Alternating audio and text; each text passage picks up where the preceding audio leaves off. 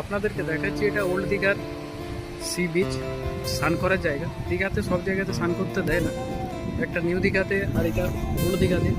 Old দীঘাতে স্নান করার যে জায়গাটা সেটা হচ্ছে আপনার একদম ঝাউবনের কাছে।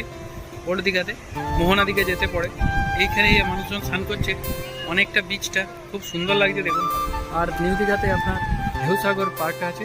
তার আগে দীঘা যখন আপনারা ঘুরতে আসছেন, আমার মনে হয় নিউ দীঘা থেকে ওল্ড দীঘাতে থাকাই সব থেকে সুবিধাজনক, কারণ হোটেলগুলো তুলনামূলক সামনে, বিচের সামনে। তো নিউ দীঘাতে কি হয়, স্নান করার জায়গাটা বিচটা তো আছে, কিন্তু আপনাকে সেই বিকেলবেলাতে ওল্ড দীঘাতে আসতে হয়। ওল্ড দীঘাতে জানেন যে বিশ্ব বাংলা পার্ক বা বেশিরভাগ মানুষ ওল্ড দীঘাতেই টাইম কাটায়।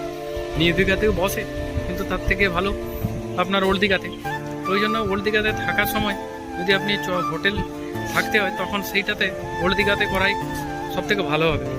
ভিউ পয়েন্ট এখান থেকে বিকালবেলাতে দেখতে